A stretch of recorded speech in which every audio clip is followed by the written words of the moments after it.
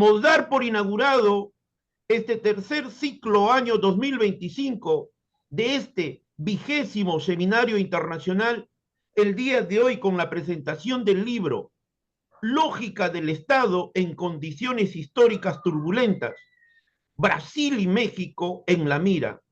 Los coordinadores, el doctor Gerardo Ábalos Tenorio y el doctor Aquilas Méndez. Vamos a conocer a ambos maestros, por favor, vamos a conocer un poco de ambos maestros. Gerardo Ábalos Tenorio, coordinador de la editorial, licenciado en Ciencias Políticas y Administración Pública por la Universidad Nacional Autónoma de México, maestro y doctor en Ciencias Políticas por la misma institución, profesor investigador titular C en tiempo completo, adscrito al Departamento de Relaciones Sociales de la UAM Unidad Xochimilco, investigador nacional nivel 2. Aquilas Méndez, coordinación editorial, doctor en Economía, Universidad de Campiña, Sao Paulo, Brasil, profesor de Economía Política en la Pontificia Universidad Católica de Sao Paulo y en la Universidad de Sao Paulo, profesor visitante de la Universidad Autónoma de México, Unidad Azcapotzalco y estancia postdoctoral en Ciencias Sociales, UAM, Unidad Xochimilco. Es investigador nivel 2 de productividad del Consejo Nacional de Desarrollo Científico Brasil, es líder del grupo de investigación Salud, Estado y Capitalismo Contemporáneo registrado en el CNPq. Por favor, maestro, para los que ya nos acompañan en la plataforma del Zoom en horas posteriores, esta maravillosa presentación de este libro va a estar en el canal de YouTube del Instituto Peruano de Inteligencia Artificial y Ciudadanía Digital. Es un privilegio y es un honor contar con dos pensadores, dos hombres que constantemente filosofan, dos hombres que constantemente van reflexionando de lo que va aconteciendo en México, de lo que va aconteciendo en Brasil, y como lo decía Gerardo en esa fundamentación, hay que filosofar mirando el mundo, hay que filosofar lo que está aconteciendo y lo que está pasando en el mundo. Cuando yo hacía mi tesis de maestría y de doctorado y no entendía qué es lo que pasaba con el Estado, qué es lo que acontecía con el Estado capitalista, es que allí toco las puertas y me comunico con el maestro Gerardo Ábalos Tenorio. Ya de cuántos años esa amistad. Para los dos maestros, para todos los que nos acompañan en el Zoom, vamos a ceder la palabra a esta maravillosa presentación de ambos coordinadores. Vamos, maestros. Por favor. Bueno, No. otra vez. Sí. ¿Quiere? ¿Sí? ¿Puede seguir, Gerardo? Ah. Mira, es que es muy importante estar aquí con ustedes. Y otra vez tengo que agradecer mucho al instituto por la invitación y sobre todo estar al lado de este grande profesor, ya mi amigo, pero que respeto mucho a Gerardo Ábalos, ¿no? Y yo había empezado sobre todo para tratar de explicar a todos que aquí están escuchando la importancia de esta discusión, sí, de la discusión, la problematización del Estado en los tiempos contemporáneos. Claro, con Gerardo aquí dijo, es importante hacer una reflexión mucho más profundizada y por lo tanto ir para comprender filosóficamente el rol del Estado capitalista, ¿no? Pero ese libro también, que viene de los dos seminarios que Gerardo Ábalos desarrolló en la UAM Xochimilco, ¿no? Y que incluso durante la pandemia y después de la pandemia, ¿no? Porque fue 2023, y seminarios incluso en línea con participación de mucha gente. Y yo fui a México para hacer mi instancia postdoctoral con Gerardo Ábalos y seguir como tú también, ¿no? a desarrollar mucho más una comprensión de el papel del Estado en los tiempos contemporáneos. Pero para eso tendría que cada vez más, trabajando bajo la perspectiva de la crítica de la economía política de Marx, comprender su método, su forma de pensar, porque Marx, antes de todo, un filósofo político. Eso ya tenía un poco claro, pero tuve mucho más claro con Gerardo. Eso es importante, ¿no? Mira que cuando tú presentaste, yo soy economista, pero los economistas te tengo que decir que no comprende el papel del Estado capitalista, porque para eso tienes que agarrar la filosofía política y la crítica de Marx como filósofo político para comprender sobre todo el Estado como una forma social de la sociabilidad capitalista, que deviene de la forma valor, que es la categoría central de la comprensión más profundizada de la totalidad del movimiento del capital. Bueno, antes que siga hablando yo sobre eso, pero es importante aquí regresar que el primer seminario se dedicó a desarrollar mucho más la comprensión del Estado bajo toda una reflexión histórica del Estado moderno con los principales filósofos y también teniendo como, claro, una base muy fuerte la crisis de la economía política de Marx, pero más que nada su método de dialecto basado en la construcción lógica de Hegel. Uno hay que comprender eso, si no, no entiende el método de Marx. Bueno, y ahí fuimos, ¿no? Pero para eso, Gerardo entonces insistió que era importante centrar el análisis del Estado sobre una de las corrientes que en los años, finales de los años 70, había ido mucho más allá para comprender esa relación del Estado con el capital, que fue la teoría derivacionista del Estado. Pero claro, el seminario no paró por ahí. Teníamos también que hacer crítica al desarrollo de esta corriente que rechazaba una explicación incluso marxista, de marxistas que reflexionaban sobre el Estado como si fuera algo instrumental o un exceso de politización, ¿no? Para el Estado como Polanzas y otros, ¿no? Pero en la realidad había que comprender esa relación, ¿no? Como el Estado deriva del capital. Y ahí la corriente de los años 70 empezó a hablar y reflexionar sobre eso, pero todavía esa corriente no siguió haciendo el proceso de desarrollo, de despliegue, de derivación de la forma Estado, de la forma valor. Entonces, Ábalos entonces en su obra, como ya presentó aquí el instituto, ya no, como tú dijo que ya participó en varios seminarios, entonces Ábalos sí aportó sus reflexiones, su obra, ¿no?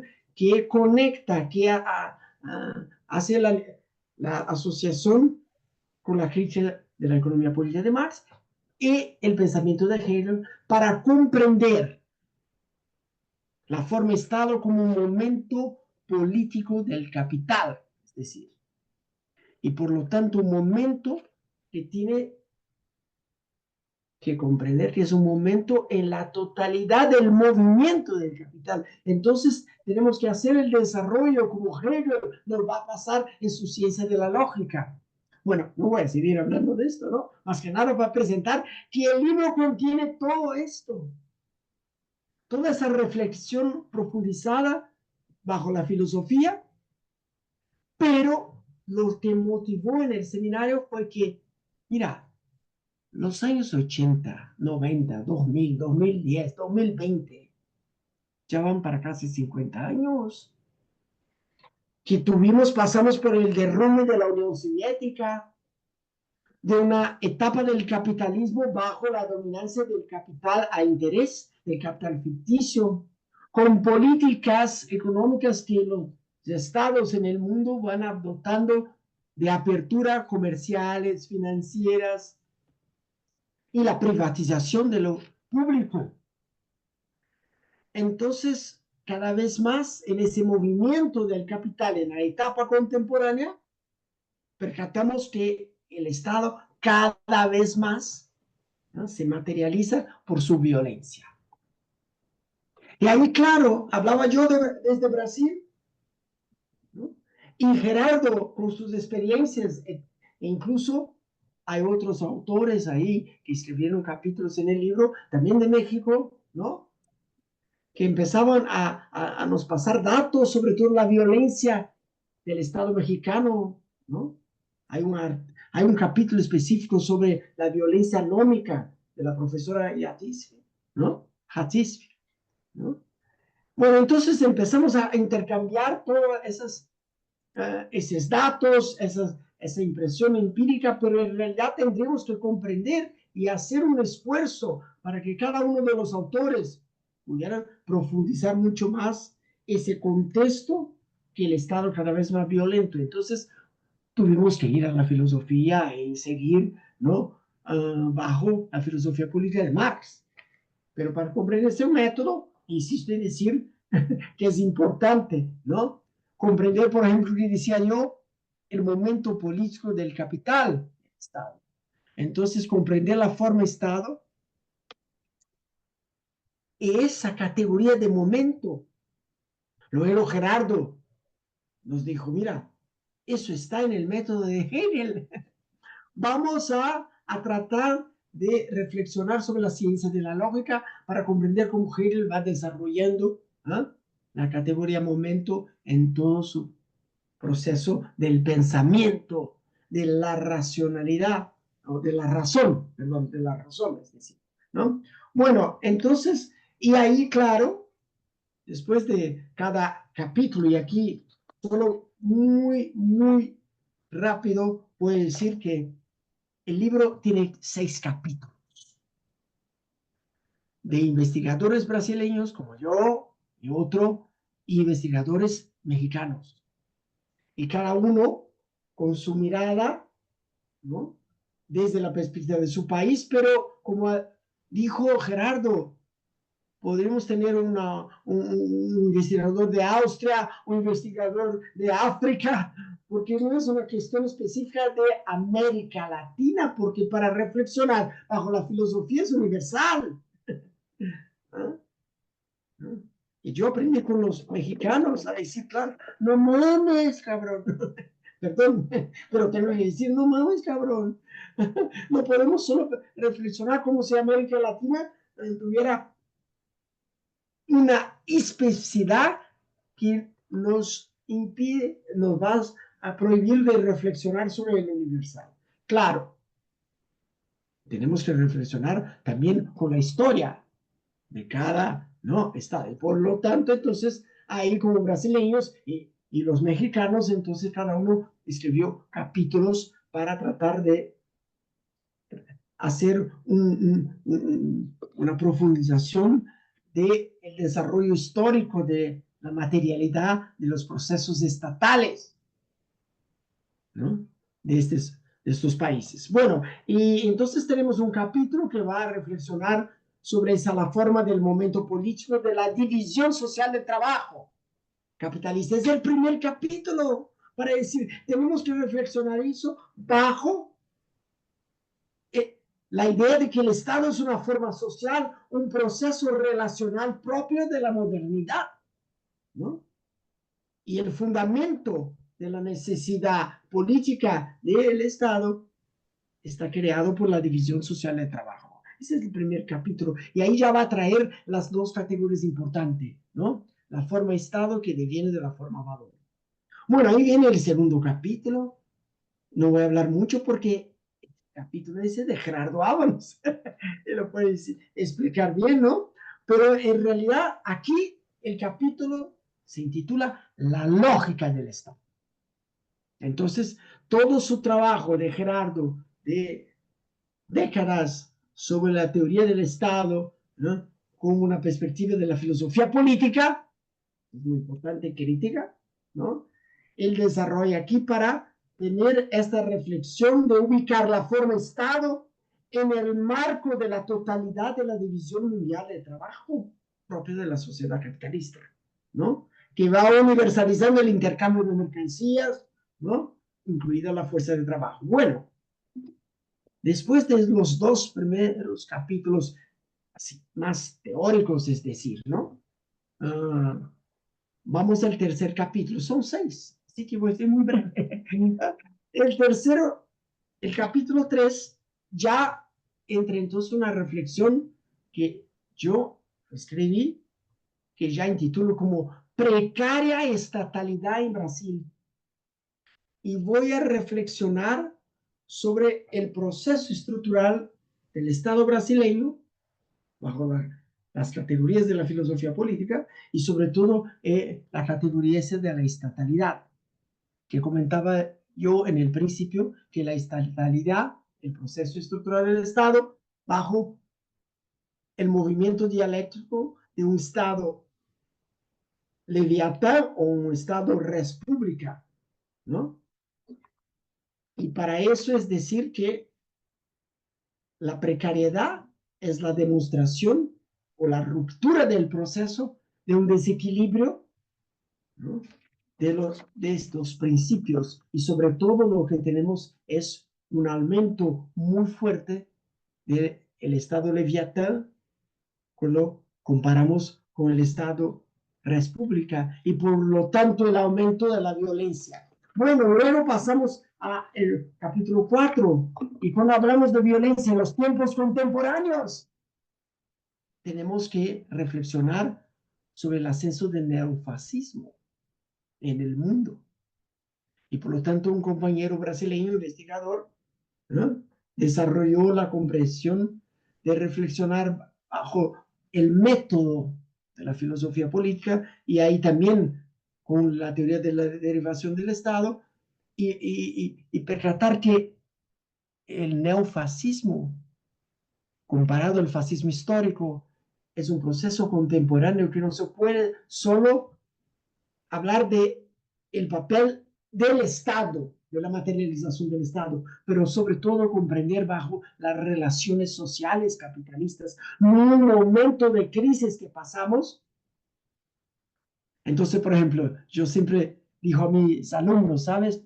Nuestros amigos peruanos y mexicanos que nos escuchan, ¿eh?, a mis alumnos en Brasil, ¿no? Que cuando salió, por ejemplo, Bolsonaro de Brasil, había parte de la izquierda que decía, bueno, se acabó ahorita el neofascismo en Brasil, pero no entiende, porque el neofascismo no está solo en la corporación del aparato de Estado. Sí, el aparato existe, pero tenemos que comprender la forma social, la forma Estado, y por lo tanto las relaciones sociales de enojo, de odio, que están ahí, que se explicó por el neofascismo. Este capítulo es muy interesante, ¿no? Aunque los capítulos fueron escritos separados, pero están asociados a un eje central de reflexionar bajo la filosofía política. Bueno, ahí ya vamos para el capítulo 5, que ese es un trabajo muy importante ya ubicado para reflexionar sobre el Estado mexicano. Y ahí la profesora Yatisfi intituló como Estado y violencia anómica en México, ¿no?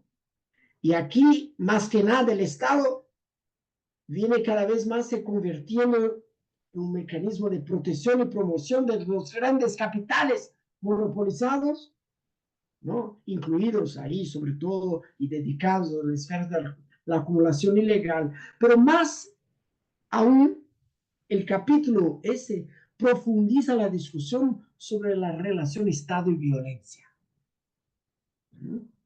Y para eso es muy interesante porque trae algunos datos para comprender e interpretar la violencia anómica en México, ¿no? Y hay importantes datos que en realidad podemos, yo puedo encontrar en Brasil, ustedes en Perú, pero lo importante es traer la materialidad, y la profesora trajo, por ejemplo, la tasa de homicidios para cada 100,000 habitantes en México, que se ha aumentado, incluso en los gobiernos más recientes. ¿Mm? Y también va a tratar de a presentar datos como número de personas desaparecidas y no localizadas en México. Eso es bueno, ahí no voy a hablar más porque también ustedes tienen que leer porque está muy interesante. Yo me quedo así impresionado porque es como reflexionar sobre desde Brasil también o de Perú, ¿no? Bueno, y el último capítulo entonces viene con un título muy provocativo también. Claro, es decir, que nuestro libro tiene esta provocación, ¿no? Porque en realidad parte de una izquierda latinoamericana no viene haciendo esta reflexión tan importante sobre la lógica del Estado. Más que nada, se cree en el Estado y hacen que van a hacer transformaciones en el Estado, luchando dentro del Estado. Pero no mames, perdón, pero tengo que decir así, ¿no? Entonces, el último capítulo provocativo, y ahí luego ya paso a Gerardo, se intitula El capital del capital. Hace una propuesta metodológica para analizar el Estado barroco de nuestro compañero José Luis González Calejas, ¿no? Que también siempre ahí activo en los seminarios del profesor Gerardo Ábalos, ¿no? Un amigo ya hace muchos años de Gerardo, ¿no? Un investigador importante. Él aquí va a ofrecer elementos metodológicos esenciales para continuar con la reflexión sustentada en un alto nivel analítico, sociológico, filosófico, ¿eh? Pero ahí la especificidad de las estatalidades y las politicidades de América Latina. Y ese término me parece que es conocido de algunos, ¿no? Cuando él va a mencionar una región sociocultural barroca. ¿Mm? Eso me hace acordar, ¿no? Un gran profesor también mexicano, ¿no? Bolívar Echeverría, ¿no? Claro, él se apoyó ahí para utilizar ese término, ¿no? Pero también él va a hacer una conexión con que viene estudiando, ¿no? Con esta idea. Él va a se basar en la teoría de sistemas sociales de Luhmann desde una perspectiva de la configuración global de estos sistemas. Bueno, es muy interesante también. En realidad, es que los 6 capítulos están conectados para hacer lo que propusimos. La lógica del Estado en condiciones turbulentas que estamos cada vez más teniendo en nuestro mundo en los últimos 50 años, con esta crisis del capital, pero una crisis que va más allá del capital, la crisis del modo de civilización que es el capitalismo. Porque yo como economista tuve que estar con las ciencias sociales, porque no voy a entender. Y por eso con Gerardo y su equipo todo, ¿no? Estamos hablando de una gestión que no es solo económica, estamos hablando de una forma de civilización. Y cuando decimos que el capital se mueve por formas sociales y tiene la centralidad de la forma valor, en el libro eso, Gerardo en su capítulo va a decir muy claro, la forma valor no es una categoría económica, es una categoría filosófica que abarca la política, la economía, y la forma valor está en las relaciones sociales. Bueno, es muy interesante, así que, mira, yo podría seguir aquí hablando, pero voy a pasar a Gerardo para que también movimente todo este importante libro que logramos hacer. Y para mí es un honor porque Brasil con México y además aquí con ustedes de Perú, ¿no? Me quedo muy contento. Gerardo, paso a ti. Hablé Muchas demasiado. gracias, doctor Aquilas Méndez. La reflexión que nos acaba de brindar de ustedes como coordinadores de este libro maravilloso que lo están presentando en el Instituto Peruano de Inteligencia Artificial y Ciudadanía Digital. Yo para ceder la palabra a nuestro maestro Gerardo Ábalos Tenorio, lo hemos dicho en algunas otras presentaciones, en esta parte del mundo, uno de los filósofos políticos muy importantes por su pensamiento, por lo que ha escrito, por lo que ha publicado y por lo que viene haciendo ya buena cantidad de años. Maestro, antes de cederle una palabra, voy a, vamos a tomar una de las preguntas del doctor Aquilas Méndez y se la traslado, maestro Gerardo Ábalos Tenorio, o para ambos incluso, ¿no? Un estudiante, después de haber leído a Marx, después de haber leído su obra fundamental, e intenta hacer investigación, ¿qué es lo que le pasa normalmente a un estudiante? Se pierde. Metodológicamente se pierde, no entiende, no sabe qué es la importancia de la lectura del Capital y por sobre todo el tema de la metodología, cómo él debe manejar. Maestro Gerardo, ¿cuáles son esos elementos metodológicos esenciales para hacer una investigación científica social del Estado y poder entender cuál es la lógica de ese Estado? Traslado la pregunta para usted, maestro, o para ambos coordinadores y que nos presentan este libro maravilloso. Daniel, quiero reiterar el agradecimiento al Instituto Peruano de Inteligencia Artificial por la invitación, por la apertura de este espacio, para hacer una primera presentación de este libro que espero que se presente en muchos lados. Y quiero también agradecer a quienes se han conectado. Y hay varios de los autores, de los coautores de este libro colectivo. Está aquí. Está Hugo Resende Tavares, está José Luis González Callejas, está Hatsibe Minor, por supuesto Aquilas y yo, falta Leonardo, seguramente estará dando clases o estará ocupado.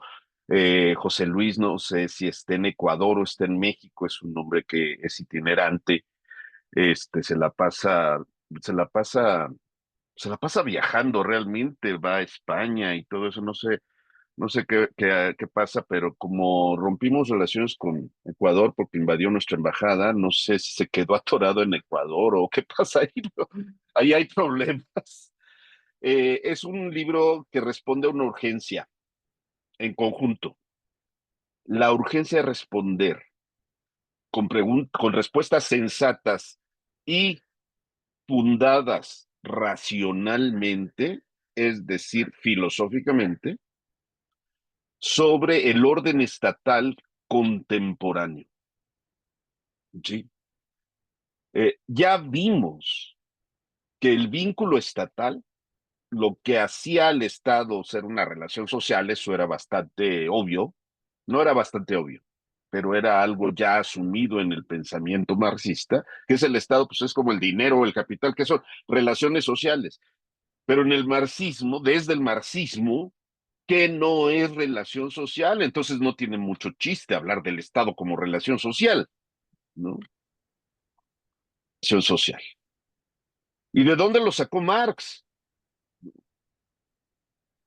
Porque Marx está de moda, pero es un Marx más fútil, más epidérmico, más light, más soft que nada, ¿no? Está de moda en las redes sociales de muchos youtubers que, como Rusarín y compañía, se encargan de explicar a Marx y hacer del marxismo un muñeco de paja, un hombre de paja, un espantapájaros, decimos en México.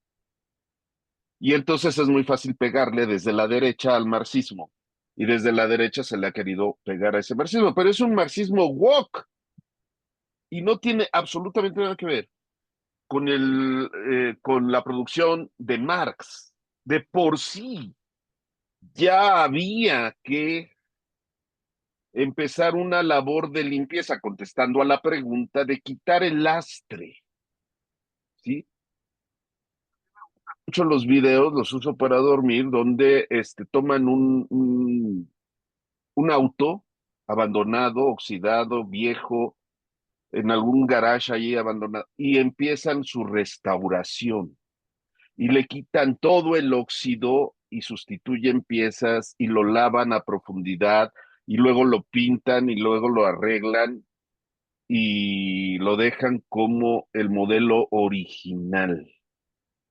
Y esto yo creo que es la primera labor que hay que hacer con los clásicos, no solo con Marx, sino con el pensamiento del que proviene el pensamiento de Marx, Engels, Lenin, que no viene directamente del marxismo centroeuropeo, uh-huh, y de de otras fuentes del pensamiento de Marx, donde realmente juega un papel importante el romanticismo alemán.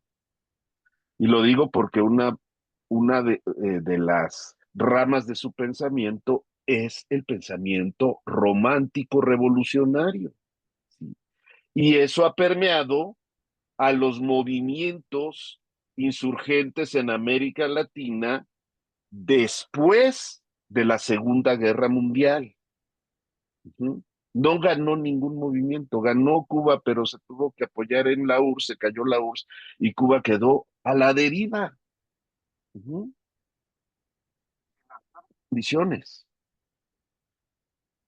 Agua, fracasó El Salvador, fraca etcétera. O sea, fracasó Bolivia, primera, en un primer momento, y fracasó Bolivia en un segundo momento. ¿Sí? Eh, Eso debe hacernos reflexionar acerca de la primera tarea, es no dejarse llevar por los que dicen explicar a Marx. Eso es lo primero. Hay una labor ahí fuerte de limpieza a profundidad, de desoxidación, de restauración, ¿sí? Porque el nombre de Marx se ha usado también como palanca o como plataforma para meter otro tipo de pensamiento que no tiene nada que ver con Marx, ¿no? Por ejemplo, del pobre en lugar del proletario, pues eso ya no es Marx.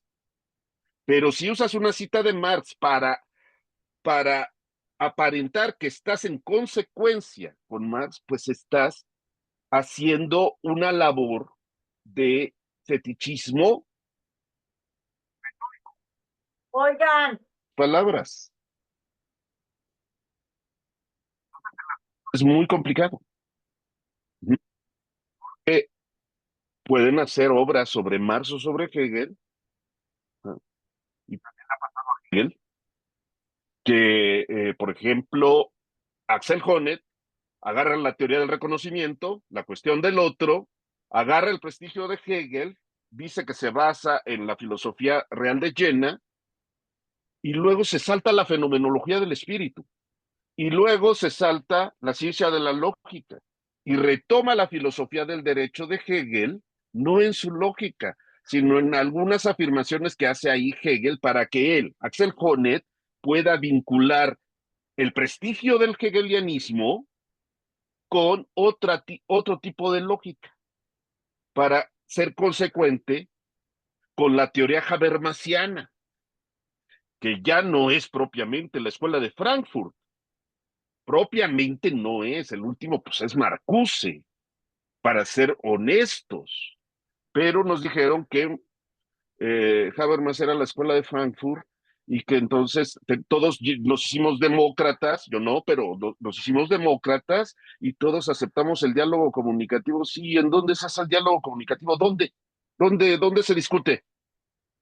No, pues en los medios intelectuales, pero si los medios intelectuales están colonizados por la academia gringa, ¿o de dónde viene el pensamiento de colonial o el pensamiento postestructuralista? Una cosa es Foucault y otra cosa es cómo ha sido retraducido Foucault por el postestructuralismo posmoderno. Entonces hay una enorme cantidad de lastre que hay que limpiar. Uh-huh. Quiere contribuir a la limpieza para que nosotros podamos entender, sin esos lastres ideológicos de coloniales, poscoloniales, transcoloniales, transmodernos y de todo tipo de estas ideologías, ¿no?, que llevan agua para su molino y están identificadas con lo woke y con la política de las identidades. ¿Sí? Dogmatismo puro, amparados con problemas reales. Está cambiando el mundo y las ideologías no nos estamos dando cuenta cómo está cambiando. Pensamos que el problema es Trump. Pensamos que el problema es que se meten cocaína los tres presidentes más importantes de Europa. Pensamos que ¿y qué pasó con las ciencias sociales en general? ¿Qué pasó con el pensamiento objetivo, con las pretensiones de cientificidad? Este libro no es ideológico. No, quiere ser una contribución a 6 voces, por tanto heterogénea, una crítica a la teoría derivacionista del Estado, que fue de lo mejor que produjo el marxismo en los años 70 y 80. Estamos dando cuenta que la recepción latinoamericana dominante de la teoría derivacionista del Estado es absolutamente colonial. ¿Qué han hecho los latinoamericanos? Traducir los debates y publicarlos. Atribuidos los latinoamericanos en nada. No hay propiamente una superación crítica de ese pensamiento que la verdad, pues, contribuyó, pero no hubo realmente una superación del pensamiento, ¿no? Pues lo que se hace es, ahí sí, en su estado puro, que consiste, lo tenemos todos los días en la academia, apoyarte en un autor y con su puro prestigio haciendo falacias de autoridad, con eso ya estás haciendo supuestamente ciencias sociales. Eso no son ciencias sociales, eso es escolástica pura, porque a los latinoamericanos dado el camino del pensamiento, parece que no podemos pensar por nosotros mismos. Necesitamos un principio de autoridad. Y el ejemplo de que no podemos pensar por nosotros mismos es mi ley, justamente, ¿no? Muy limitado y dice cada estupidez que es increíble que pueda llegar a eso, la descomposición del pensamiento. Y obviamente agarra un socialismo y un marxismo de caricatura, como el que promueve Rusarín y varios otros que tienen sus canales de YouTube y que están hablando sobre un pensador que no conocen a Marx. Varios de nuestros ex izquierdistas, demócratas, liberales, republicanos, no leyeron a Marx, no Marx, no ciencia del concepto. Este es un término de Hegel, la paciencia del concepto, la paciencia del concepto. Ellos querían hacer ya la revolución, no se detuvieron a leer el pensamiento de Marx, porque para entenderlo tenías que haber leído a Hegel y a Kant. Y para entender a Hegel y a Kant tenías que haber leído la filosofía continental y la filosofía inglesa, especialmente a Hume, el empirismo, a Locke y a Berkeley. Al menos. Y esto te remitía a leer los textos básicos filosóficos de Descartes, no nada más el discurso del método. De verdad, yo llego al doctorado, les pregunto si ya leyeron el discurso del método y resulta que no leyeron el discurso del método, es doctorado en ciencias sociales. ¿Ya leyeron el nuevo órgano de Bacon? No, no lo han leído. Entonces, ¿qué estudiaron? Ah, pues estudiaron pura ideología, vigilar y castigar, el género en disputa, el concepto de lo político, cosas así de ese tipo. O ya saben, Rancière, ¿no? Derrida, Lacan, y dices, pues sí, están en la superficie, están en la cosa, y ahí están revueltos en el lastre que yo digo que hay que retirar y volver a los clásicos. No han leído a Platón, ya estamos perdidos. Este libro propone una vuelta a Marx, bajo una tesis, porque esto sí lo discutimos fuerte. Marx no hizo economía. Imagínate, es una mentada de madre para los que estudiaron de economía marxista, marxista, para ir a la estructura, ¿no? Y entonces entender la verdad real del capitalismo real. No andaban por la superestructura, sino iban a la economía, a la estructura. Para eso estudiaban economía. Y luego les cambiaron la jugada. Porque Marx no es economista, un filósofo hegeliano, joven hegeliano, que se la pasó peleando, por cierto. Filosofía. Sócrates se peleó con la ciudad. Ahora, ¿cuál es el costo? ¿No? Te funen, ¿no? Ha querido que lo funaran, ¿no? A él lo mataron. Lo mató la polis democrática, un jurado popular, un jurado electo por el pueblo. Ah, me suena muy a México, pero bueno, no importa, estamos hablando de otra cosa. ¿Sí? Un jurado popular, porque el populus es manipulable, eso lo sabe cualquiera, pero el que mejor lo supo fue Azcárraga desde hace tiempo. Perdón para los compañeros que nos acompañan de otros países, es el dueño de la principal televisora de México, pero por años, por años, por años, por años. Y entonces, pues a decir de la comunicología crítica, pues teniendo los medios de comunicación, tienes en gran parte en los imaginarios sociales, los imaginarios colectivos, y con eso controlas las emociones.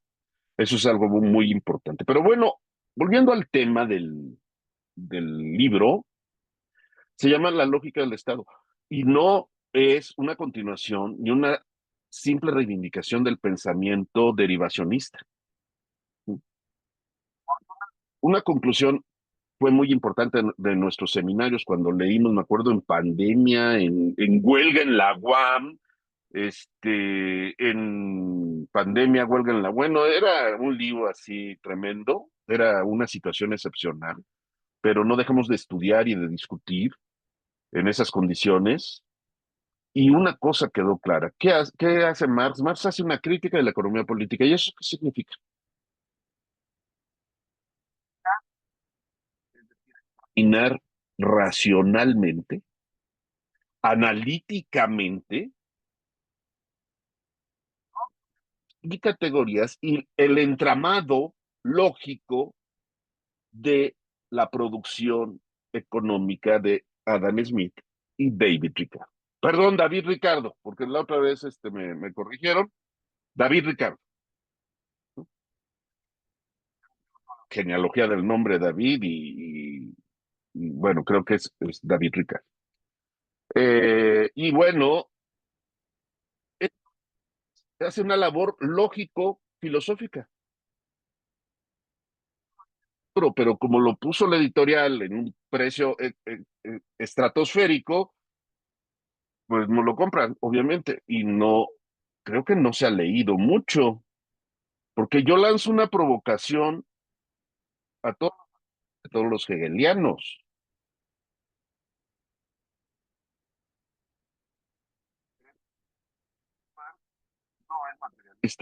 y menos materialista dialéctico. Marx es materialista idealista, y que te lleva a fusionar como las dos caras de una moneda y al materialismo. Y eso sí, Marx recuperó la dialéctica y con eso trazó los... Pero fíjense cómo el método marxista, así se aprendía, son las primeras páginas de los Grundrisse.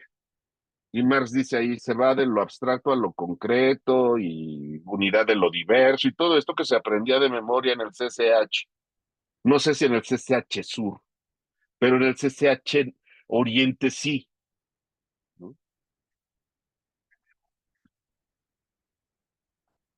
Social de su vida, los hombres contraen determinadas relaciones independientes de su voluntad, relaciones de producción. Bueno, Ese es el prólogo a la contribución de la crítica de la economía política, pero después, ¿no? Unas paginitas del método y decían, este es el método marxista, estúdialo. Se pasa de lo abstracto a lo concreto. Pues ni eso aprendieron. Mis maestros de metodología decían que se empezaba con lo concreto, te sensibilizabas, te empatizabas con el dolor de los pobres y luego ibas a la teoría y luego ya con esa teoría te explicabas la pobreza. De lo concreto a lo abstracto y de lo abstracto a lo concreto. Pero, o sea, Marx plantea, siguiendo a Hegel, no puede empezar sino en lo abstracto porque todo lo humano empieza con el pensamiento. Lo compartimos con las plantas y con los animales, ¿sí? Y es hasta instintivo. ¿Qué nos hace humanos? El logos. Y para ser más específicos, el uso de logos. Hasta me salió un gallo de la emoción. Y entonces ahí es cuando ya de plano estamos en, en el pensamiento. Este libro obviamente se pone la lógica del Estado en primer lugar. ¿Qué quiere decir?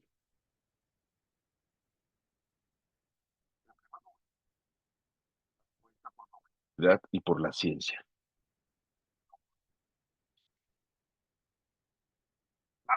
No quiere decir que el Estado no es... Maestro Gerardo. Espérame tantito, no, espérame tantito.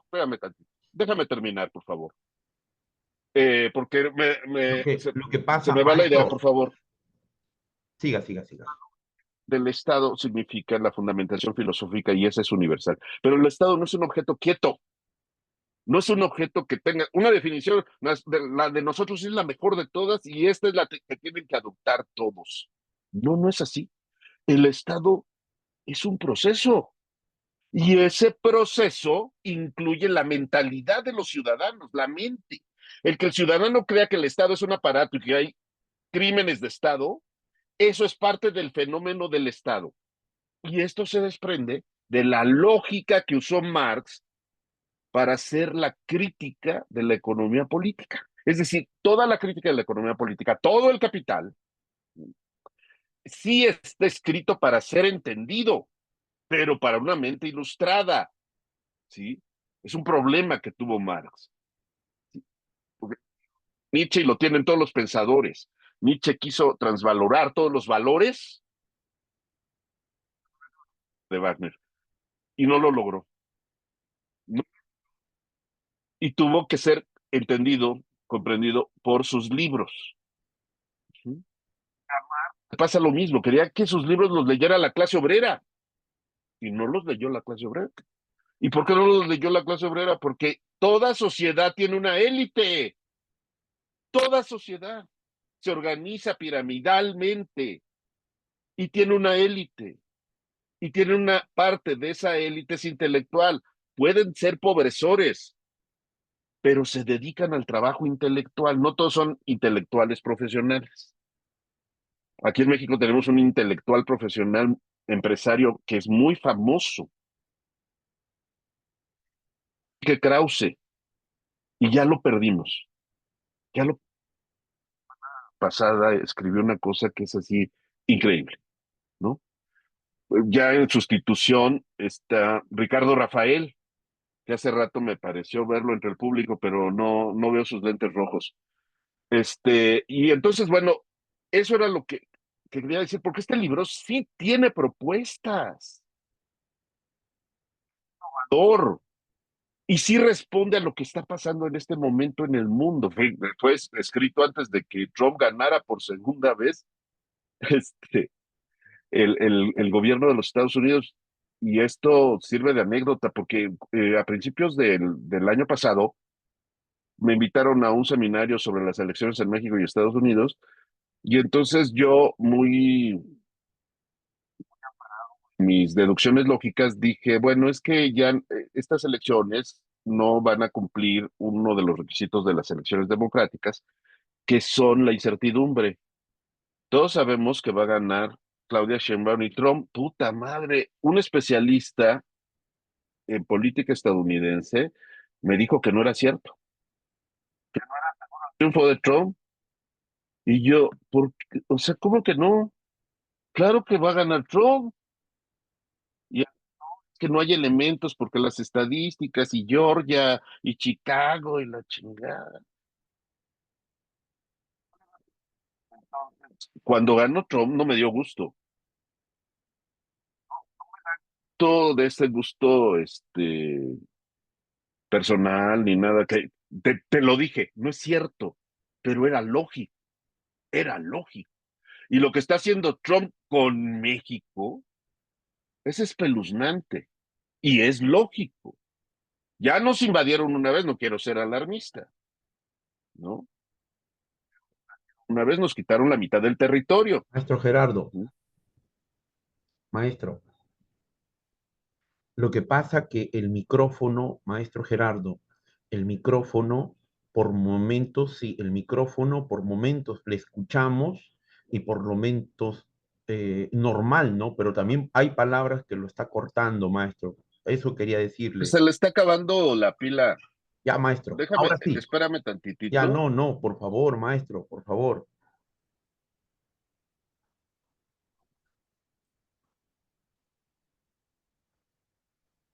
Estamos en vivo y esto es muy normal, maestro. A ver, ahí no se escucha. Muy bien, muy bien, ¿Sí se escucha ahí? muy bien, muy bien. Puede continuar, maestro. Es Muy que bien. esto se le acaban las pilas a estas cositas y empieza a fallar.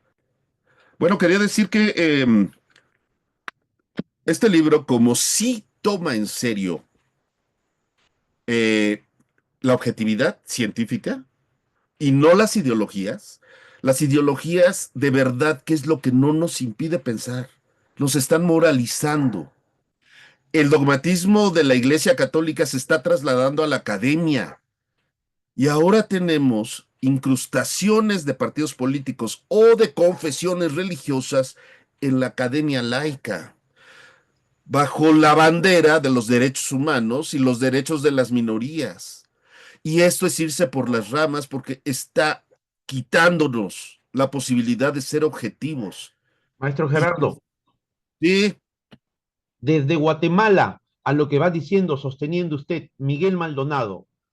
Profesor Gerardo, sucede que en muchas revistas académicas de la universidad pública, por ejemplo en Guatemala, cuando se aborda una problemática social desde el método del materialismo filosófico histórico, cuando se habla de clases, de lucha de clases o proletariado, regresan los trabajos y se propone abordar la temática desde un enfoque decolonial, con perspectiva de género y demás. Para presentar las tesis sucede prácticamente lo mismo.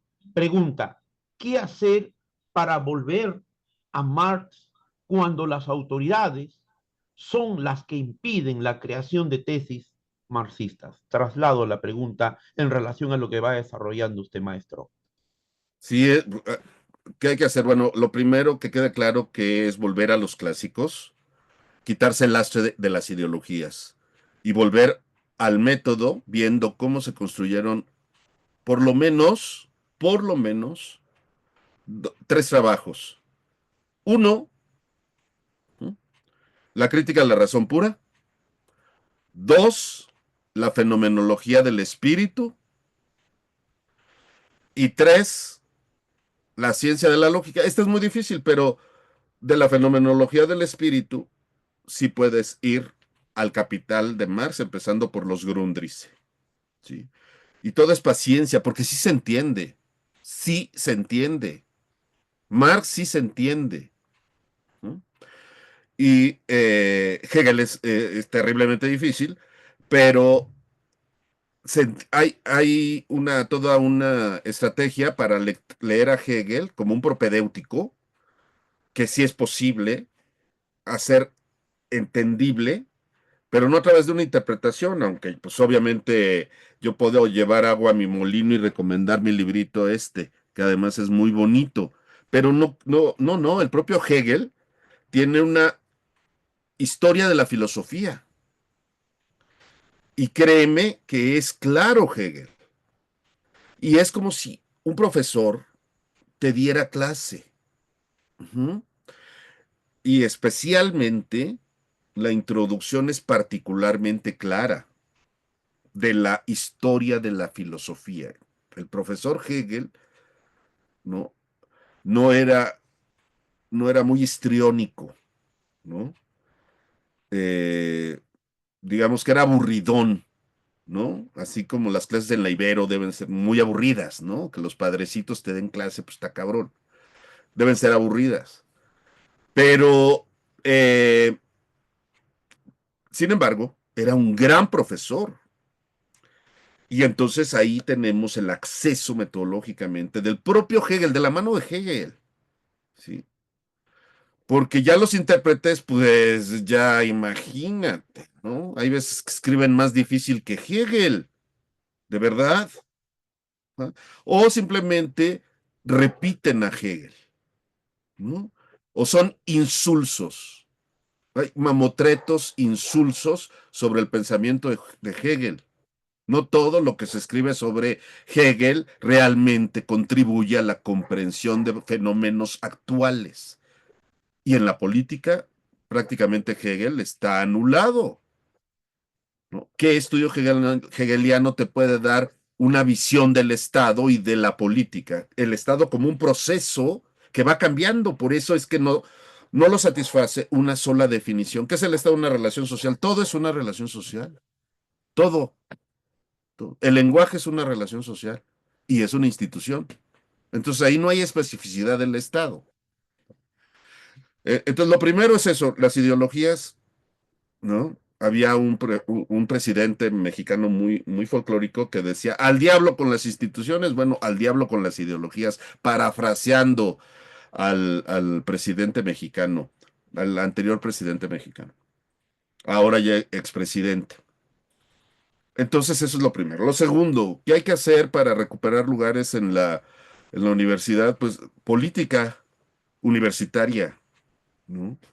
Porque no te o sea, sí hay un patos y un etos dominante. Y viene de Estados Unidos. Ajá. ¿Qué son las ideologías? ¿De dónde vienen los estudios de género?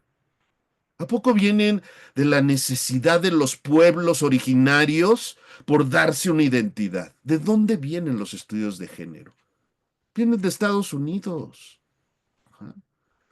Desde, desde los 60, tomando banderas del feminismo socialista y revolucionario, empezaron a domesticarlo y desarrollaron epistemologías feministas que no se sostienen, no se sostienen.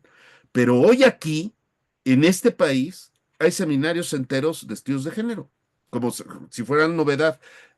Es el imperialismo soft. Ese es imperialismo soft. Bajita la mano, te meten decolonialidad, poscolonialidad, transcolonialidad, transmodernidad y te dicen el otro y la empatía y los estudios de género. Metes tu lucha de clases y te ubican como el guerrillero loco del siglo XIX.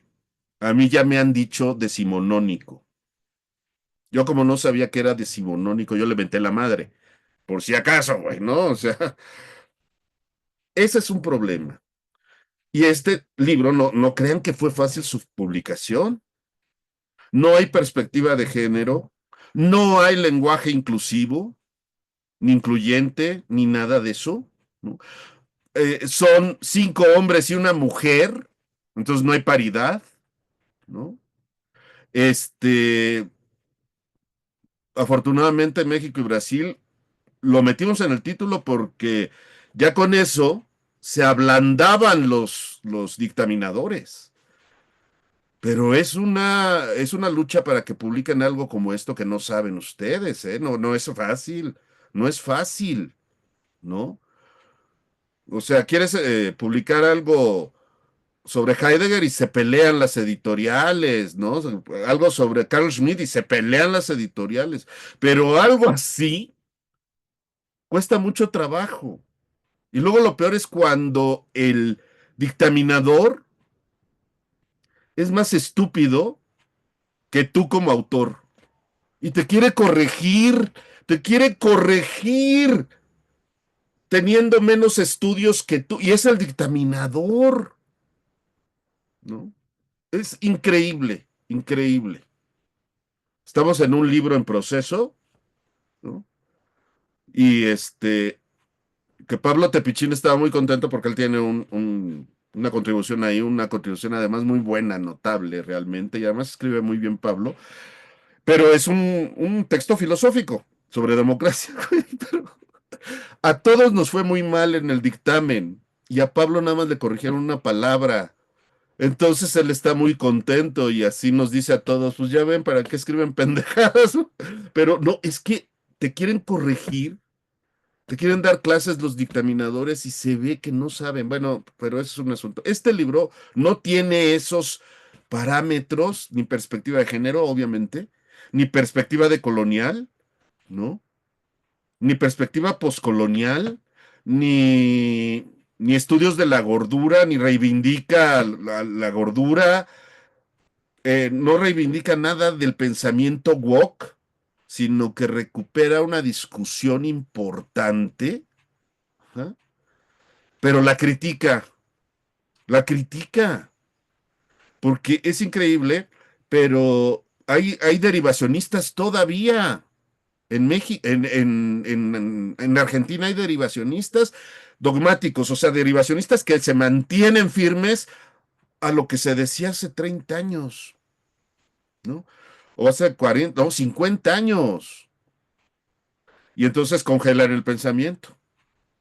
Hacen una buena labor porque, pues, están traduciendo libros o están promoviendo la traducción de libros que, pues, tienen ya mucho tiempo, ¿no? Está bien en español, ya lo hace la inteligencia artificial. Pues ni modo, pero sí, sí se quedaron como reivindicando el pasado y eso no podemos hacer, Maldonado. No nada más hay que reiterar lugares comunes del pasado, ¿no? Porque en efecto hay que pensar, por ejemplo, qué es la lucha de clases, cuál fue el papel que tenía el concepto de lucha de clases, si era sociológico, si era politológico, etcétera. Entonces, este libro tiene, fíjense, no sé si se pueda compartir pantalla, Sí, maestro, está habilitado. Si desea compartir, está habilitado, maestro. ¿sí, verdad? Tengo aquí, no, Está habilitado, maestro. Puede compartir si desea. sí, gracias. Es que rápidamente, eh, Sí, ya se para visualiza. Ahí se igual de visualiza el prólogo. prólogo, Sí, Gerardo Ábalos Tenorio y y aquí aquí las las medidas. Méndez. Correcto. Luego tiene la forma del momento político.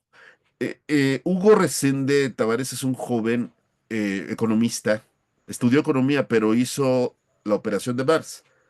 Estudió filosóficamente la economía y vino a hacer el doctorado en México. Muy probablemente haga también la estancia postdoctoral en México, pero es uno de los grandes talentos jóvenes que tenemos en América Latina. Tiene una proyección impresionante. Yo recomiendo mucho su artículo porque, si se fijan, empieza con la forma y el momento. Esos son términos filosóficos. Y entonces el momento político es parte de algo que él ve como lo que subyace al capital, que es un tipo de división del trabajo. Y un tipo de división del trabajo también es una forma de reparto de los productos del trabajo. Entonces es un trabajo señero importante en esta discusión. No tiene que ver con rendirle culto a la teoría derivacionista del Estado, es tomar la teoría derivacionista del Estado, pero desde ya de entrada lo que tenemos es esa contribución. Luego viene el mío, no voy a hablar del mío, los invito a leerlo. Pronto lo vamos a poner gratis para que lo puedan bajar sin ningún problema, pero es muy bonita la edición, realmente es muy bonita la edición. Ya le vi dos erratas que me enfadaron, me enojaron porque se supone que lo revisamos muy bien. Pero viene el artículo de Aquiles Méndez que a mí personalmente me llama mucho la atención cómo puede ser tan parecido el proceso mexicano con el brasileño en términos de la estatalidad en quiebre. Se quiebra la estatalidad, se quiebra el lazo social y entonces el capital se acumula con mayor fuerza, con mayor amplitud, con mayor intensidad, el capital, pero la acumulación del capital es absurda, absurda, porque se acumulan signos, ¿se fijan? Se acumulan signos que representan poder a través de los lenguajes ideológicos. Ese es el problema de la ideología. Si nos quitamos esa visión del capital como es el hombre más rico del mundo y decimos, ¿en qué consiste su riqueza? Vamos a encontrar papeles, signos, símbolos. Y vamos a encontrar que sería políticamente radical, no demasiado difícil, tomar los medios de producción. Porque ese es el verdadero fuente, la verdadera fuente del capital. Capital es una relación que también es mental. Y en esa relación mental tú crees que ellos son los poderosos. Y entonces se está quebrando el Estado porque el Estado también es ideológico. No solo es una fuerza coercitiva, sí lo es, pero la fuerza del Estado no está ahí. La fuerza del Estado está en el nivel ideológico. Por eso siempre me ando peleando con las ideologías, porque parecen ideologías progresistas. El ecologismo, el animalismo, el feminismo, el wokismo en general, pero no son progresistas. ¿Ustedes se imaginan qué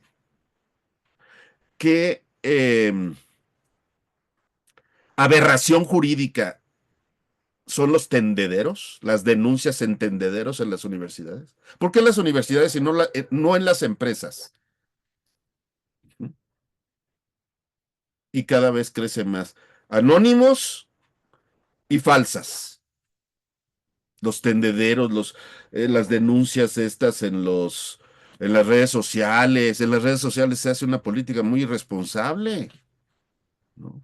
Hoy estuvimos viendo la ejecución de una mujer, una influencer que hacía TikToks, una tiktokera, en vivo. Y vimos su ejecución en vivo. Y lo transmitieron y retransmitieron viralmente por todos los medios. Ujú. ¿Qué está pasando? Se está quebrando el lazo social. ¿Qué pasa si se quiebra el lazo social? Pues el capital se acumula sin ninguna restricción. Sin ninguna restricción, perdón. Restricción, no, restricción. Y esto, o sea, Aquiles además recupera un término maravilloso que es bonapartismo, que es de factura marxista clásica. Y Leonardo insiste con el neofascismo que viene trabajando desde hace mucho tiempo y es muy oportuna esta discusión sobre el neofascismo. Luego viene el artículo de la única mujer, ¿no? Como si fuera importante eso, ¿no? Aquí la calidad académica fue el rasero para incorporar artículos. Y el artículo de Hatzibe Minor, pues cumple sobradamente con la calidad y obviamente desde un concepto relacional del Estado se plantea algo impresionante, algo que ya no se habla demasiado, so pena de ser considerado de derecha en México. La violencia, pero no la violencia legítima, ¿no? Porque es falso que se pueda alcanzar una sociedad con paz absoluta. El Estado tiene un rasgo, monopolio de la violencia física legítima. Y ella habla de violencia anómica, no violencia anémica, ¿no? Sino violencia anómica. Es la violencia que sale de la normalidad. Recuerden que ese término de Durkheim era muy polémico porque tú decías, sí, sí hay violencia, pero pues es normal. Ay, güey, ¿cómo va a ser normal? O sea, sí, en todas las sociedades hay violencia, hay asesinatos y hay crímenes. Pero cuando sale de un cierto límite, entonces se tiene que estudiar de acuerdo a las patologías que subyacen a la sociedad capitalista. Entonces, no se resuelve con policías, hombre. La violencia es del capital, ¿sí? Pero del capital en descomposición social. Y eso quiere decir que se está rompiendo el vínculo social, el entramado social, de cuya capa política es el Estado, ¿sí?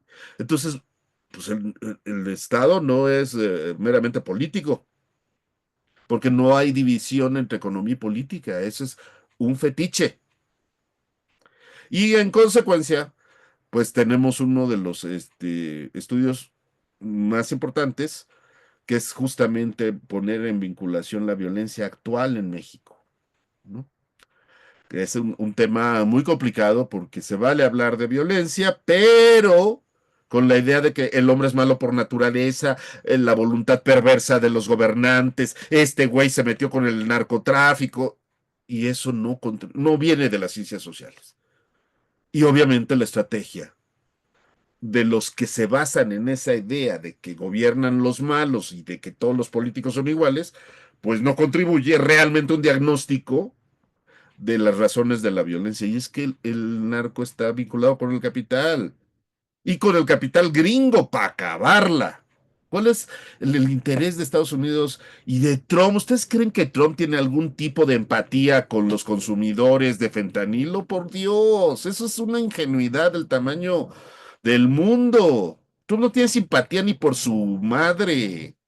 Trump tiene simpatía con el dinero y busca quedarse con el surplus del narcotráfico. Eso busca, eso quiere. Y además con las remesas, digo, hay que ser demasiado dogmático para no darse cuenta de eso. Y finalmente José Luis González Callejas, que ya venía trabajando desde hace muchos años esto del Estado barroco, porque fíjense lo que hace la ciencia política mexicana, estudia elecciones, estudia partidos y elecciones bajo los paradigmas gringos. Aquí no sirven. No se entiende la política mexicana con esos paradigmas, así de simple, ni de aquí ni Perú, y tampoco Brasil. Entonces, mientras tengamos paradigmas dogmáticamente gringos, pues vamos a querer, miren, de veras, les voy no voy a decir el nombre, pero una profesora hizo una evaluación de la democracia mexicana sobre la base de Liebhardt, un autor clásico de la ciencia política, que estudia sistemas políticos, ¿no? Entonces, a ver, hay varios tipos de democracia, entonces estos son los rasgos de la democracia de Westminster y estos son los rasgos de la democracia participativa. Y entonces, esta profesora hizo un artículo y le ponía palomita a los rasgos derivados de Liebhardt, así o más colonizados. Esa es la idea de democracia que tuvimos en México, ¿sí? Y evidentemente eso no viene de las ciencias sociales, eso es ideología. No viene de las ciencias, las ciencias sociales se tienen que basar en la evolución histórica de las instituciones mexicanas. En México no somos demócratas. De ninguna manera somos demócratas. Nunca hemos sido demócratas. Nos regimos por el paradigma pastoral de las relaciones de dependencia personal tradicionales y patrimonialistas. Entonces llega la izquierda al poder y se sirve con la cuchara grande. Llega a la derecha, se sirve con la cuchara grande. Llega la ultraizquierda, nunca ha llegado, pero si llegara la ultraizquierda, harían lo mismo. Y nada más darles tantito poder en la universidad o fuera de ella. Son instituciones, son estructuras, son sistemas. Y José Luis González Callejas hace una recuperación maravillosa del sistema de Luhmann para decir la identidad barroca marca una estatalidad sistémica. Puta, qué chingón. Es original, ¿no? Lástima que ya lo estamos perdiendo porque se está yendo a Ecuador, ¿no? Incluso no sé si está ahí una guerra entre Ecuador y México, de qué lado va a estar. Pero bueno, yo aquí lo quiero dejar porque creo que ya me excedí. Y entonces, pues hasta aquí la quiero dejar. Muchas gracias, Daniel. Muchas gracias, maestro Gerardo Ábalos Tenorio. También a Aquilas Méndez. Por favor, de los que nos acompañan, de los que nos participan en el Zoom, si alguna pregunta, alguna duda, alguna consulta en relación a esta presentación que han realizado los coordinadores. Ya nos están aclarando que son 5 varones y una dama, ¿no? Los que han trabajado este libro maravilloso. Si alguien tiene alguna pregunta, alguna duda, alguna consulta, por favor, puede hacerlo utilizando el micrófono o por el servicio de mensajería. Aquí, en este caso, el chat del Zoom.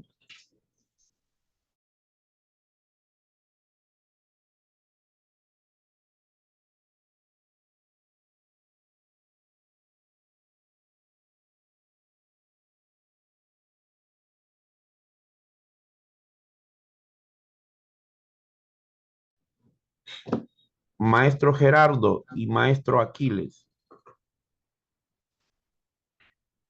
en esta presentación del libro,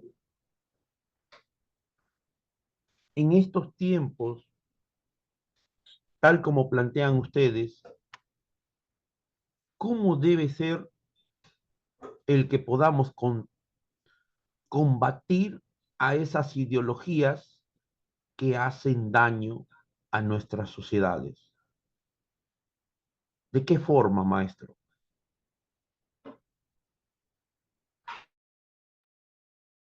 Bueno, yo quisiera más que nada decir que tu pregunta es muy importante, Daniel, porque eso para los jóvenes y para todos, ¿no?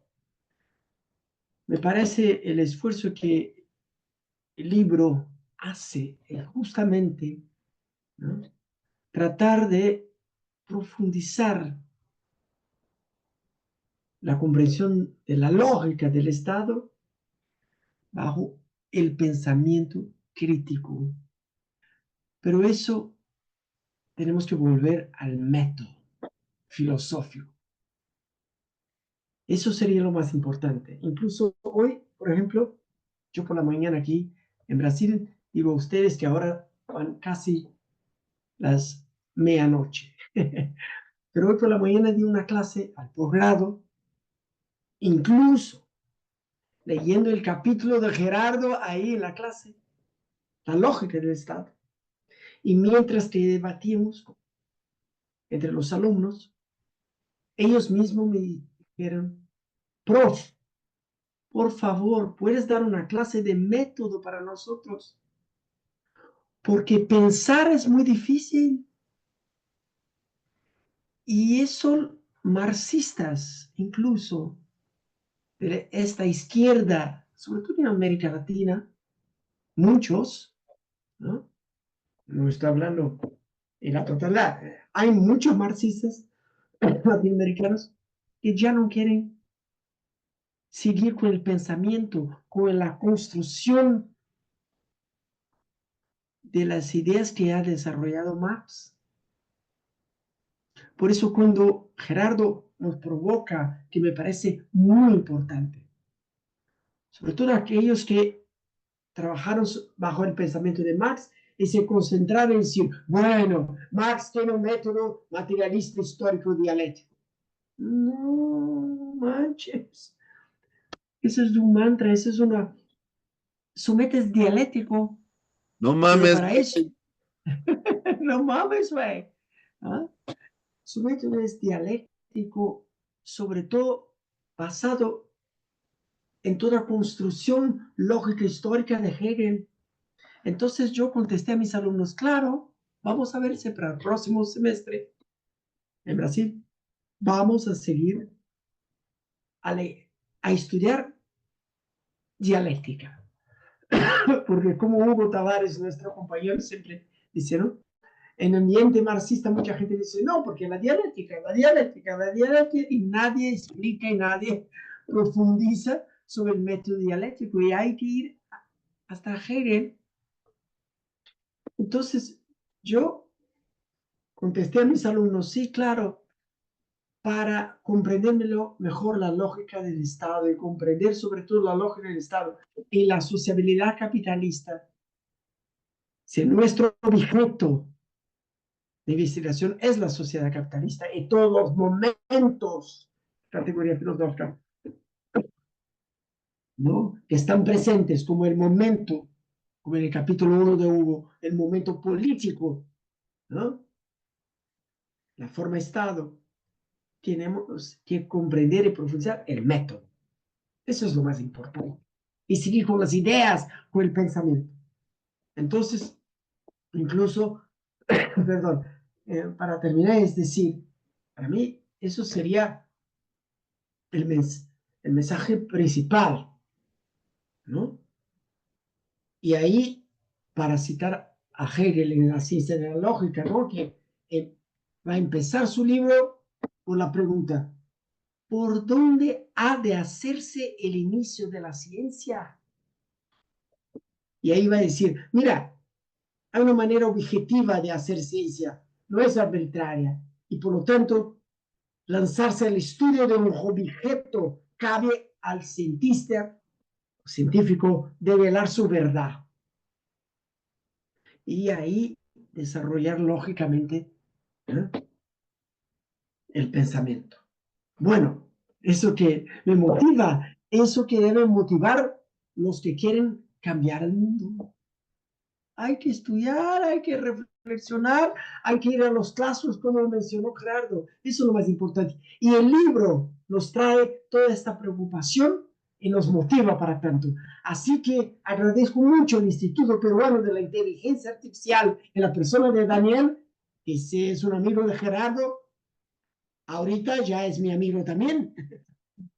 De hoy adelante estamos junto con el instituto para seguir, ¿no?, con esa perspectiva de desarrollar el pensamiento crítico y sobre todo las ideas. Y ahí decir, Marx es un materialista, idealista, ¿no? Es una provocación, pero en realidad es eso, ¿no? Así que muchas gracias. Ese es el mensaje principal que quería dejar y agradecer a mi amigo Pablo Tepecín de México. Un saludo a todos que están aquí presentes, a Hugo que nos acompañó también, que está ahí, a José Luis González Calejas, a la profesora, que, ¿no?, muy importante con su capítulo, a Hatisbe, ¿no?, y a otros compañeros desde México, de Perú, y aquí hablo de Brasil. Saludos. Muchas gracias. Muchas gracias, doctor maestro Aquilas Méndez. Maestro Gerardo, por favor, ¿cómo combatir estas ideologías en este proceso de globalización ahora, en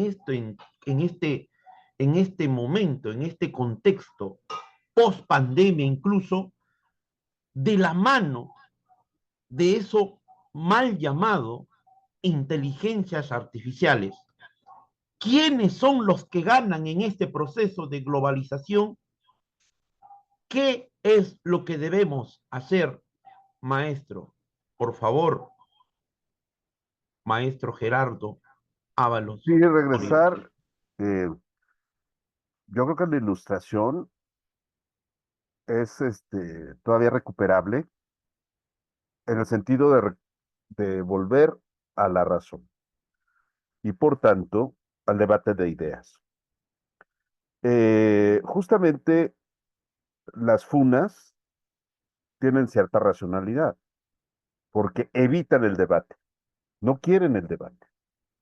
Y es que, pues, ¿cómo se va a debatir los rudimentos, los elementos así más básicos del derecho moderno, ¿sí?, del Estado moderno, de la condición ciudadana, de la universalidad y por tanto de la igualdad independientemente del color de la piel, de la religión, del lugar del mundo donde se nació? Justamente esa es la universalidad de los humanos. El Estado nació históricamente con esa vocación de que no importa la confesión religiosa que seas, vas a ser ciudadano del Estado, ¿ah? y ahí nace una nueva comunidad política, que le llamamos Estado. No siempre existió históricamente el Estado. Y tiene una vocación de igualdad abstracta y universal. ¿Mm? Durante mucho tiempo nos peleamos para que la igualdad fuera económica, pero resultó eh, ahí donde se intentó un tipo de sociedad, cambiar la sociedad por la fuerza, pues puede tener episodios dramáticos y francamente totalitarios como en Camboya Pol Pot. ¿Mm? Y este pensamiento es muy peligroso porque es el inquisidor, el que dice, yo tengo la razón moralmente, yo tengo la razón moralmente. Y esa es la clave de las ideologías. Es una superioridad moral que no permiten el razonamiento. Lo malo es que quienes están razonando en contra de las ideologías son los derechosos, medio nazis. O sea, los que están defendiendo la igualdad universal, abstracta, jurídica, son los derechosos. Y aparentemente entonces la izquierda es progre. No es cierto, eso no es izquierda. ¿Cómo va a ser izquierda alguien que esté en favor de la Inquisición? ¿Cómo va a ser de izquierda? Y son métodos inquisitoriales todos los que han usado para incluir la agenda LGTB en una agenda progresista, ¿no?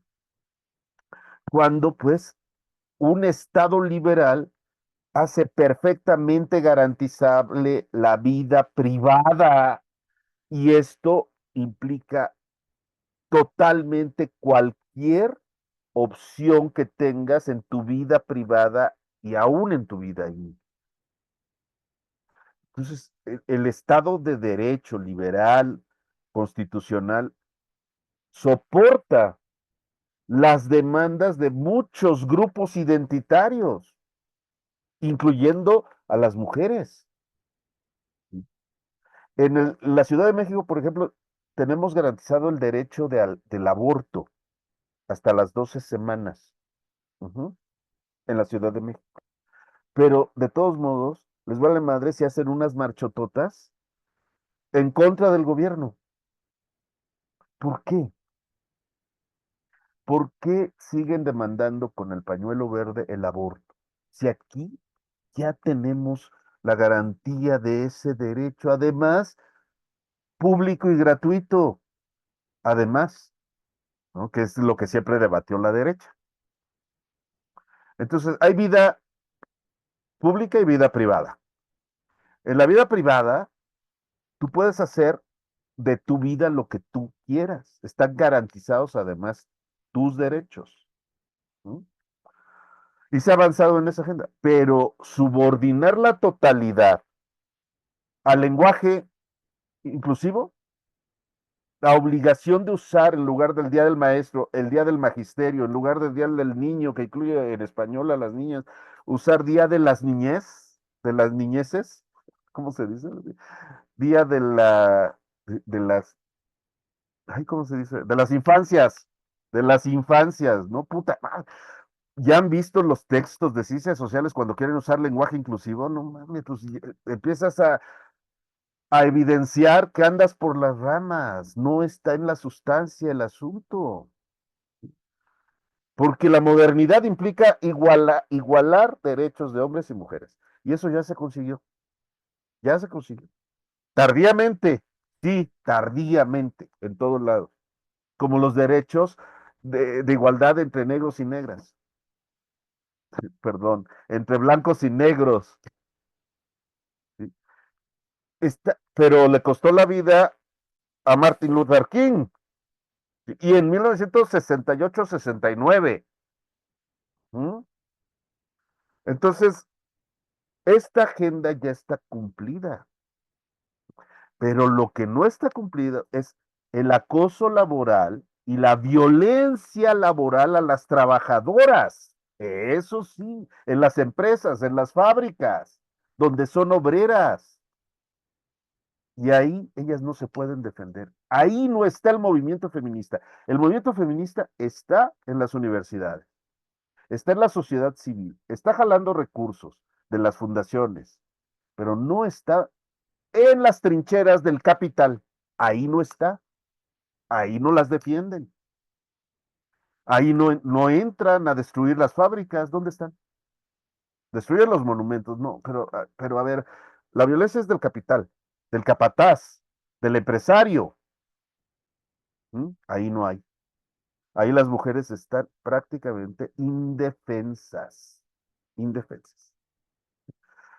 Entonces, hay un uso político ideológico muy interesado que le conviene perfectamente a las fuerzas conservadoras del capital. No son las fuerzas conservadoras católicas, sino las fuerzas conservadoras del capital. Y eso es absurdo.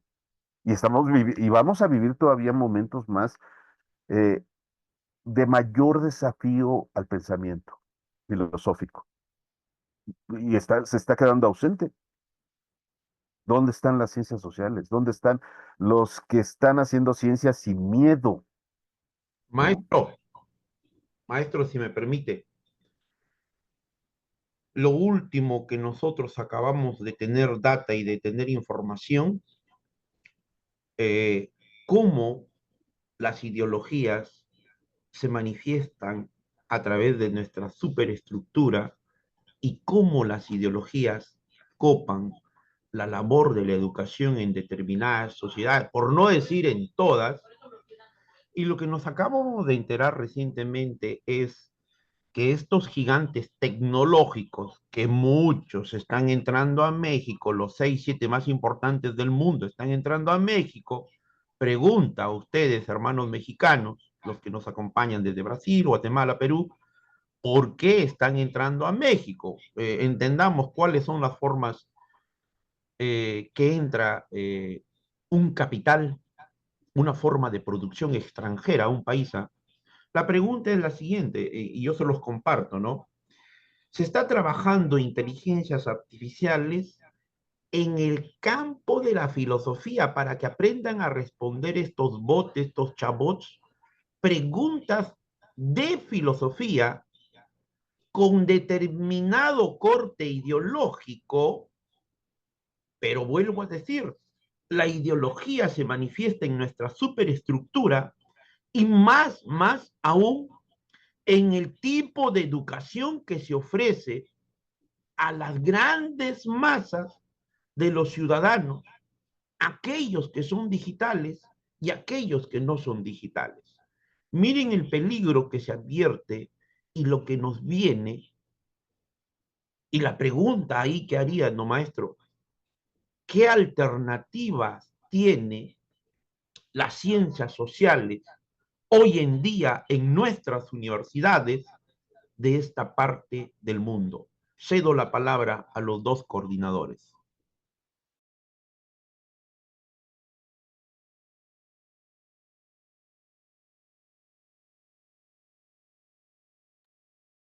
No sé si la manita de aquí la cera ya me quiero ir a dormir porque en Brasil ya es medianoche y seguramente está trabajando desde muy temprano. Trabajan mucho los brasileños. Fui a Brasil y me di cuenta que trabajan mucho desde muy temprano y con sus cafecitos esos que son muy potentes, pues están alertas todo el día, pero pues ahorita ya aquí se quiere dormir, yo creo. Eh, es que no hay que perder de vista que Marx era hegeliano en la forma de razonar. Y acuérdense que eh, todos los procesos tienen, para ser procesos, una parte positiva y una parte negativa. Y están en contradicción y en tensión permanente. Ujú. Por eso la dialéctica no es positiva ni negativa, ¿no? Es las dos cosas, como en una banda de Möbius. Y así como en la lucha libre cada llave tiene su contrallave, también en la lucha de clases, cada momento del capital es un movimiento hacia su mordimiento, hacia su movimiento de autodestrucción. Ujú. De hecho, el capital es el nombre demoníaco del trabajo. Es un solo proceso. Y hay procesos que están enfrentando al capital con el capital. O sea, Trump parece anticapitalista. Parece que en nombre de los gringos está destruyendo el capitalismo gringo. Parece. Pero alborota China y China es capitalista. Pero con una ideología que ya se fijaron, ¿no? China dice, a ver, América Latina, si este güey te pone aranceles, vente acá, yo no te pongo aranceles. ¿Somos capitalistas o no? Yo no te pongo aranceles. China defendiendo el libre comercio y la globalización, se podían, y sin intervenir ni el movimiento comunista internacional, ni el Partido Comunista, ni la declaración de ningún lado, nada. El capital tiene sus propios movimientos, por eso se requieren las ciencias sociales que nos permitan entender las contradicciones del propio capital. La inteligencia artificial va por ahí, va por ahí. Primero es un negocio, deja todo a muchos fuera, sí, y y luego cada vez por la necesidad del mercado, cada vez el capital vende más eh, smartphones, más tabletas, más inteligencia artificial. No es cierto eso que decían de que la nueva lucha de clases es entre los que tienen internet y los que no tienen internet. El capital tiene una naturaleza y es hacia la acumulación automática, si se me permite decir eso.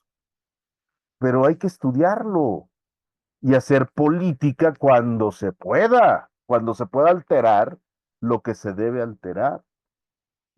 Sin olvidar que evidentemente la ciencia y la tecnología es capital, pero es algo más que el capital, ¿no? No es ciencia capitalista y ciencia proletaria por acá, no. La verdad es que es un desarrollo científico y tecnológico impresionante y China es muy impresionante. Y China sí no le sigue el juego a los Estados Unidos. China es un poder real, igual que Rusia, es un poder real, ya lo vimos, ¿no? Y sigue siendo un mundo caótico, conflictivo y de guerra atroz. En este momento, en Palestina, es la repetición, la reiteración más dramática de la guerra de exterminio de los nazis contra los judíos. Y paradójicamente lo están haciendo los representantes políticos del pueblo de Israel, el Estado de Israel. No los judíos, porque hay judíos en todos lados, ¿no? Pero incluso hay judíos en contra del Estado de Israel, pero el Estado de Israel está intentando hacer una guerra de exterminio en la que Hitler no tuvo éxito. Y Netanyahu puede tener éxito con el apoyo de Trump. Y no hay poder que lo detenga. No hay poder que lo detenga. Porque China no se la va a jugar ahí. Pero China sí se puede jugar en el mundo algo terrible. Y ahí pues nos corresponde también estar atentos. Pero desde las ciencias sociales es una herencia que tenemos de la modernidad, ¿no? Queremos ser decoloniales posmodernos, pero ¿cuándo recuperamos la ilustración, las ciencias sociales? ¿No? Pura ideología todo el tiempo. Pasamos del catolicismo a las ideologías, ¿no? Ya no nos importa el Papa, pero nos importan las empatías y todas estas cosas que nos distraen de lo verdaderamente importante que te revela la verdad de las ciencias sociales. Entonces, pues, ¿qué hay que hacer? Ya intentamos de todo o intentaron de todo. Ujú. Movilizarse, nuevas organizaciones, otro mundo es posible, los zapatistas y todo, y no pasó nada, no pasó nada. Porque el capital te marca la pauta del poder. El capital es poder y te marca la pauta del poder. Él tiene la iniciativa. Y el capital es un capital, pero son muchos capitales, muchos capitales. Y todos dependemos de él. Todos, para comer dependemos de él, del capital. No del Estado, no de la presidenta, no del presidente, no, del capital. Entonces, bueno, pues hay que actuar en consecuencia, ¿no? Lamentablemente están muy atrasadas las ciencias sociales en América Latina, muy, muy atrasadas. Estamos súper dogmatizados por las ideologías, incluso el indigenismo. Ahora resulta, ¿no? Se construyó un indio mítico y se le llenó de admiración como si existiera actualmente. No, ya lo destruyeron, ¿no? Pero nosotros, pues, no somos, no somos, tenemos una herencia de esos pueblos. Pero quien hegemonizó fue el pueblo español, fue el rey, y así como Elena Poniatowska fue a reconocer la monarquía española, ahora la ex primera dama también le reconoce al monarca español y le jura lealtad. Eso es increíble, ¿sí? Porque esa es justamente la izquierda bluff, la izquierda de dientes para afuera, la izquierda que se basa en mitos, en mitos. El indigenismo es un mito. Pero si tú dices eso en las universidades, te bloquean, ya no te invitan, te empiezan a desprestigiar, ¿ah? Y entonces, pues ni modo. O asumes el papel de Sócrates o de los sofistas. Sócrates o los sofistas. Sócrates significa, pues, el riesgo de perder el empleo, ¿no? Si tú hablas con la verdad, molesta mucho, porque los recursos están directamente vinculados con las ideologías. Entonces, quien se comprometa con la filosofía a decir la verdad, pues corre muchos riesgos hoy en día. Para empezar, se está perdiendo la libertad de cátedra en las universidades públicas, ¿no? La libertad de investigación. ¿Quién va a investigar al movimiento obrero, la lucha de clases? Maldonado, por favor, ¿quién va a investigar eso? Se van a burlar de ti si presentas un proyecto de esos, ¿no? Yo voy a presentar una ponencia en un congreso y le puse la dicta guión dura por guión venir. Me voy a burlar de los títulos posmodernos. Y obviamente de Byung-Chul Han, pero eso ya es mi cliente. Pero ¿a poco no le suena muy chingón esto de la dictadura por venir? ¿No? Bien posmoderno, güey. Me acordé de una profesora de la, bueno, no le voy a decir de dónde, pero así, así, cosas que no se entiendan, ¿no? Rancière, el teatro, en fin, así, cosas que no se entiendan. Y pero me voy a burlar de los posmodernos. Pero eso me va a costar. Ya me ha costado exclusiones, pero no me quiero hacer la víctima, no me importa. Esa es la tarea hoy y el compromiso del filósofo, volverse a pelear con la polis. Ya, muchas gracias. Ya vamos a parar ahí, ¿no, Dani? Al mejor estilo de Sócrates, maestro, siempre Sí, en búsqueda de la verdad. sí. Palabras de despedida, por favor, maestro Aquiles Méndez, igual, maestro Gerardo Ábalos Tenorio. Aquilas ya se durmió. Bueno, me gustaría, perdón Daniel, me gustaría agradecer otra vez, sí, que fue un placer estar aquí con el Instituto Peruano de Inteligencia Artificial, sobre todo compartiendo nuestro libro, ¿no? De Gerardo y yo, pero fuimos los que organizamos, pero también con todos los profesores que hicieron parte de ese estudio de reflexión muy importante y que hemos podido tener la oportunidad de debatir aquí, ¿no? De presentar. Bueno, así que muchas gracias. En realidad, Gerardo está correcto. En Brasil ya pasa de la medianoche, así que estoy muy cansada, pero ya disfruté mucho. Muchas gracias y un saludo a todos. Muchas gracias, maestro Aquiles Méndez. Maestro Gerardo. Nada más agradecer al Instituto Peruano de Inteligencia Artificial, en especial a Daniel Malpartida, agradecer a todos los que se conectaron, agradecer a Aquilas, y bueno, a todos los que estuvieron atentos a esta larga presentación. Muchas gracias. Va a haber otras presentaciones. y les mantendremos informados por las redes sociales. Muchas gracias. Maestro, por favor, este Instituto Peruano de Inteligencia Artificial y Ciudadanía Digital, siempre las puertas están abiertas para aquellos hombres y aquellos pensadores que contribuyen con la reflexión teórica, crítica y científica, y más aún cuando vienen propuestas metodológicas acompañadas de conjeturas. Aquí nos están escribiendo en el servicio de mensajería, Edgar González.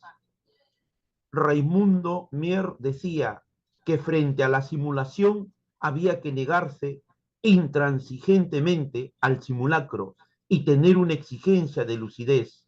Gracias, doctor Ábalos.